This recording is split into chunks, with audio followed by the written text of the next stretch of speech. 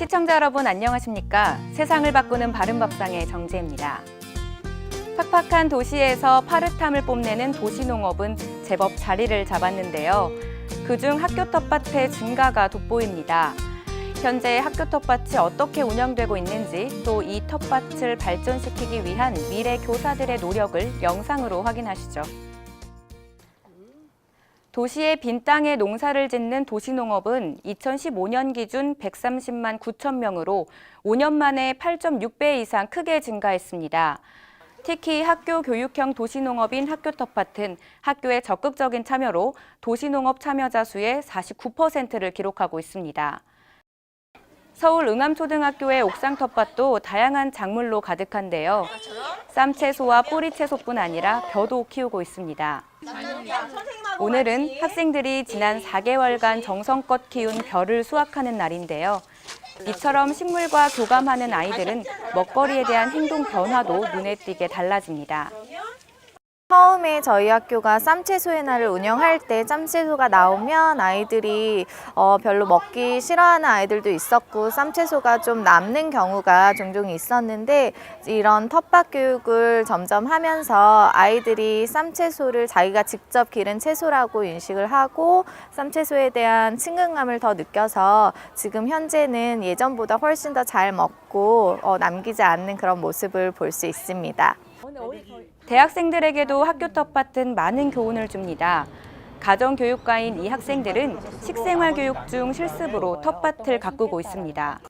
영양에 대한 인식은 굉장히 많은데 환경과 배려가 어떻게 식생활과 관련되어 있는지에 대한 부분은 교육이 많이 이루어지지 않고 있는 것 같거든요. 그래서 거기에 가장 좋은 컨텐츠나 교육이 틀이 뭐가 있을까를 보니까 텃밭이라고 하는 요즘 유행하고 있잖아요. 팜에 대한 얘기도 많고 가드닝에 대한 얘기도 많아서 저희가 텃밭을 한번 이용해 보자라고 시작을 했는데 올해 9월 초 늦게 작물들을 심고 해가 드는 시간이 짧음에도 불구하고 꽤 자란 채소들이 고마운데요. 이 작물들로 요리를 하면서 자신의 식습관을 돌아보면 물론 미래 교육 현장에서 어떻게 적용할 수 있는지를 탐구하기도 합니다.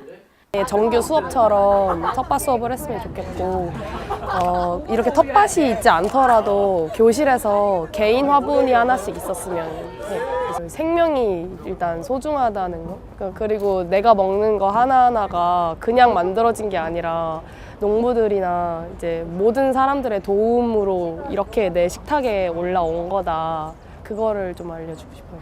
이처럼 교내 텃밭이 효과적인 식생활 교육의 장이 되면서 자라나는 아이들에게 지속 가능한 먹거리에 대한 인식을 높이는 데 큰 역할을 하고 있습니다.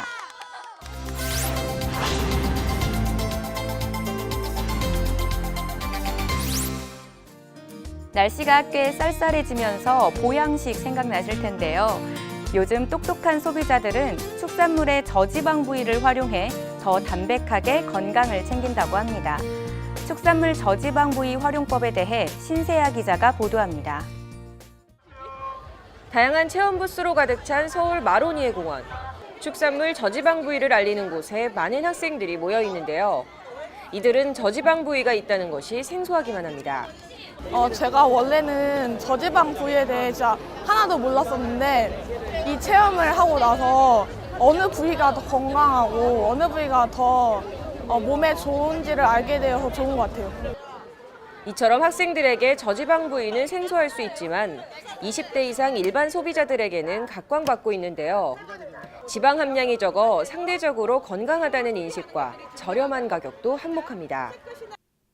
실제로 삼겹살이 돼지고기 부위 가운데 가장 많이 소비되고 있지만 최근 앞다리살의 구매가 증가하고 있습니다. 특히 돼지고기 앞다리살은 찬바람 부는 요즘 보양식으로 활용하기에도 좋은 식재료인데요. 양질의 단백질과 채소를 한 번에 즐길 수 있는 샤브샤브.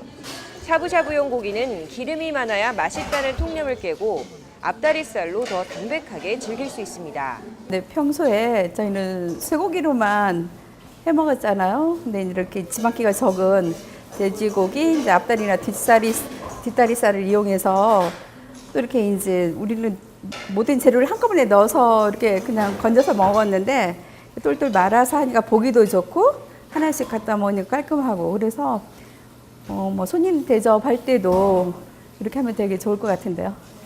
상대적으로 적은 지방량으로 퍽퍽한 식감이 부담되시는 분들도 있을 텐데요. 저온 숙성시키거나 채소와 장을 곁들이면 맛있게 즐길 수 있습니다.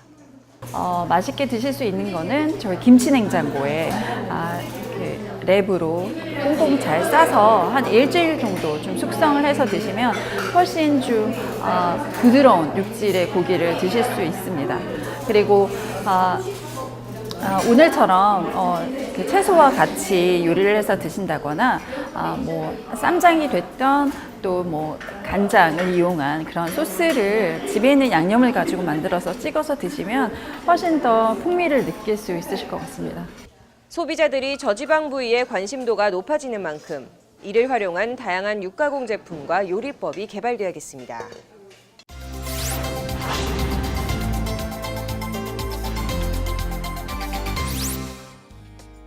식생활교육 강원 네트워크는 지난 10월 21일 강원도 식생활교육 체험전을 진행했습니다.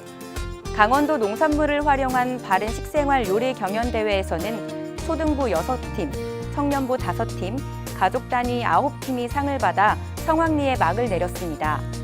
이외에도 강원 손반 요리교실, 농부의 시장 등 다양한 체험 행사에 많은 소비자들이 참여해 바른 식생활 가치를 확산시켰다는 평을 받고 있습니다. 오는 11월 2일 한국소비자TV 본사에서 식생활교육 전문방송 제3차 방송운영위원회가 개최됩니다. 방송운영위원과 식생활교육 국민네트워크, 소비자TV 관계자가 참여한 가운데 바른 식생활 가치 확산을 위한 방송 미디어의 필요성 등에 대해 논의할 예정입니다.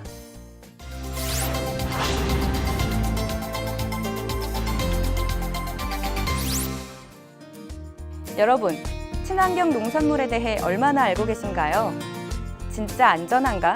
이런 걱정하고 계신다면 눈으로 직접 현장을 확인해보면 어떨까요? 친환경 농산물 생산지를 방문하고 체험할 수 있는 그 현장에 제가 직접 다녀왔습니다. 친환경 농업의 메카인 홍성 문당마을에 있습니다. 말로만 듣던 친환경을 눈으로 확인해 볼 수 있다고 하는데요. 함께 들어가 보실까요? 여기는 유기농 쌀빵 체험장. 많은 사람들이 쌀빵을 만들기 위해 벌써 모이셨는데요. 쌀로 만든 빵이 익숙지 않은 만큼 집중해서 설명을 듣습니다. 저도 집중 또 집중. 잠깐, 아까부터 들리는 이 요란한 소리의 정체는? 쌀 반죽하는 기계 소리였네요. 골고루 나눠주기 위해서는 같은 용량을 맞추는 것이 중요한데요. 저울질이 조금 잘 안 되네요. 조별로 나눠줄 쌀 반죽을 둥근 모양으로 예쁘게 다듬어줍니다.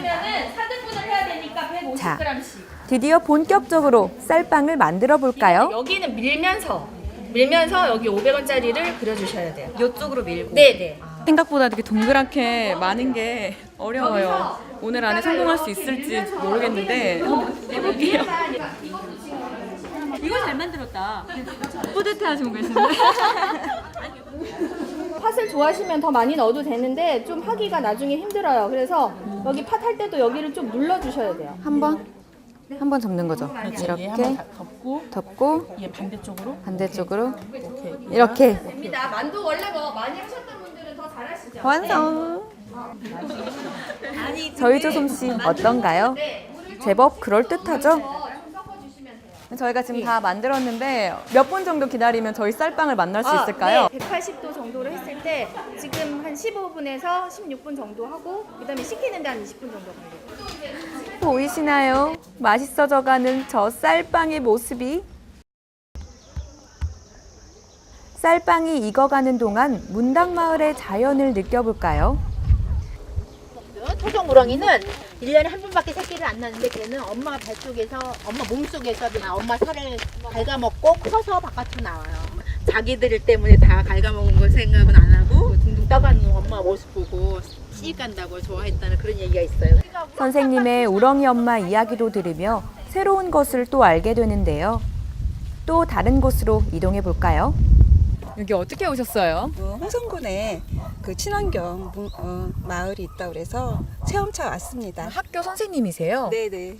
어떤 거 가르치시는 거세요? 학생들한테 영양교육하고 있습니다. 그럼 이렇게 오늘 친환경에 대해서 보면서 이걸 어떻게 좀 적용을 하실 수 있을 것 같으신지. 저희 친환경 농산물이 얼마나 우리한테 유익하고 좋은지 아이들한테 알려주고, 그리고 그 친환경 농산물을 이용해서 우리가 어떤 음식을 해 먹을 수 있는지 그런 교육을 할 수 있을 것 같습니다. 우리 아이들 식단에도 적용을 할 수가 있는 건가요? 네, 그럼요. 예, 이 지역에서 생산하고 있는 농산물을 적극적으로 이용해서 그 식재료를 활용해서 저희가 식단에 적용하고 음식을 준비해서 아이들한테 제공할 수 있죠. 영양교사님과 이야기 나누면서 도착한 곳은 바로 이곳. 친환경으로 파프리카를 재배하는 농가인데요. 영양교사와 농민이 직접 만나 소통하는 시간을 가졌습니다. 그거 아차시면 만약에 3개월 전에 관리를 못하고 얘네들의 마음을 못 읽으면은 저는 여기서 망치는 거죠, 이제. 지속적으로 이렇게 유기농으로 이제 재배를 하시는 이유가 있으세요? 유기농은 이제 그 나라에 애국하는 거다. 책임지는. 그 말이 와닿고요. 저 역시 잘했다. 가을의 향기가 풍기는 이곳에는 친환경 농업을 사랑하는 청년 농부도 있다고 하는데요. 선생님들과 함께 찾아가 봤습니다. 일단은 꼭 씻어 드셔야 하고요. 계속 이렇게 유기농업으로 지속을 하시는 이유가 뭘까요? 내가 살고 있는 이 땅을 그래도 내가 먹을 거, 그리고 내 아이가 자랄 곳인데 약치고 뭐 이렇게 하고 싶은 마음은 없어서 그냥 계속 유기농업을 고집하고 있습니다. 우리 뭐 소비자분들에게 뭐 우리 유기농 농산물에 대해서 한번 말씀해 주시겠어요? 저희가 조금 부족하더라도 이해해 주시고, 그리고 저희 거를 애용해 주신다면 계속 많은 친환경 유기농 농가들이 계속 늘어나게 될 거고, 저보다 더 어린 친구들이 계속 농가를 살려가지 않을까 저는 생각합니다. 저는 여기 지역에서 근무하는데 니네 동네에서 나온 거야, 또 어디서 나온 거야 얘기를 해주면서 먹으러 가면 애들이 더 반갑게 잘 먹고요. 예. 저희가 사용하는 식재료를 직접 재배하는 모습을 보니까 더 믿음이 가고, 그리고 농민들이 고생하는 것도 알겠고, 그런 마음이 들어서 더 기쁜 마음으로 더 많이 사용할 수 있는 그런 계기가 되는 오늘이. 한편 이곳에서는 환경농업단체 연합회 주영로 회장의 특강이 진행 중인데요. 그는 친환경 농업의 발전은 농민들과 소비자들의 소통에 있다고 합니다. 그러니까 인증의 문제도 많이 생겼잖아요. 그래서 인증 마크를 보고서 먹는 그런 습관이 아니라 이제는 내가 먹는 농산물이 어느 지역에 어느 사람이 물건인가를 좀 이렇게 알고 먹었으면 좋겠어요. 그리고 알고 먹는 거로 그치지 않고 표현을 좀 했으면 좋겠어요. 김씨 아저씨 쌀이 맛있네요. 그러면 김씨 아저씨는 첫 수확이야. 우리 보내주는 이런 인간적인 관계가 먼저 형성된 다음에 이런 세상을. 오븐에서 나온 쌀빵을 찾으러 가는 영양교사들.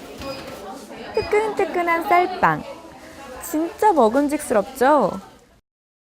말로만 듣던 친환경을 보고 듣고 즐겼던 이번 체험.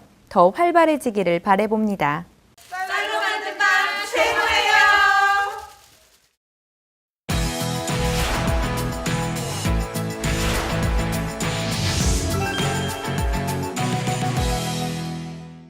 안녕하세요. 알쏭달쏭 식생활 박사랑입니다.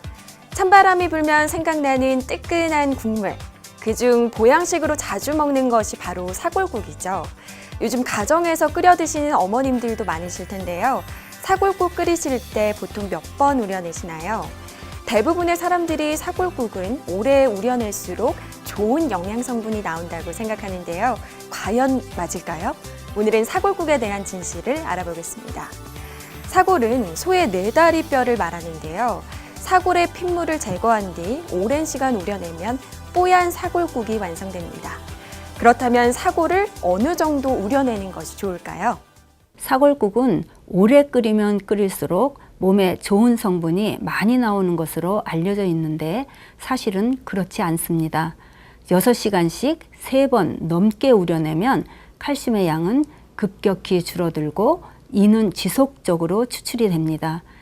인의 함량이 지나치게 많아지면 인상 칼슘을 형성하게 되면서 몸에 흡수되지 않고 칼슘을 체외로 배출시키는 효과가 나타나게 됩니다.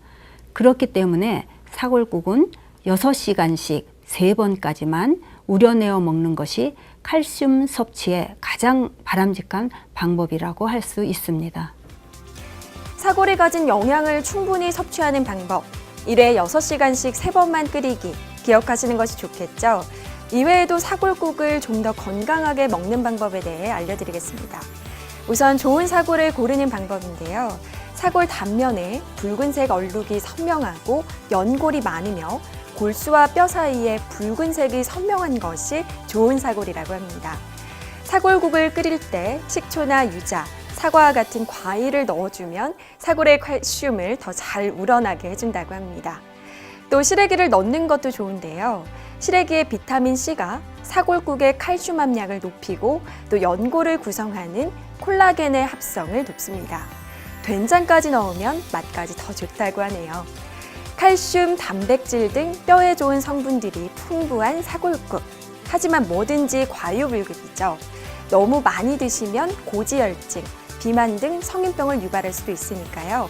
하루 한 그릇 정도만 드시면서 사골국 건강하게 즐기시길 바라겠습니다. 오늘의 알쏭달쏭 식생활, 사골은 하루 6시간 3번만 우려내는 것이 가장 좋다는 점을 알려드리면서 다음 시간에도 정확한 식생활 정보로 찾아뵙겠습니다. 알쏭달쏭 식생활.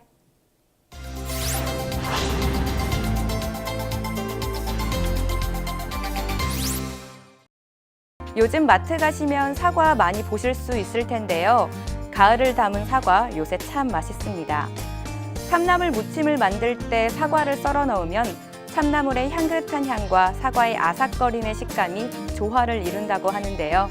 이처럼 사과를 후식이 아닌 맛있는 요리로도 즐겨보시면 어떨까요? 세상을 바꾸는 바른밥상 다음 시간에 찾아뵙겠습니다. 시청해주신 여러분 고맙습니다.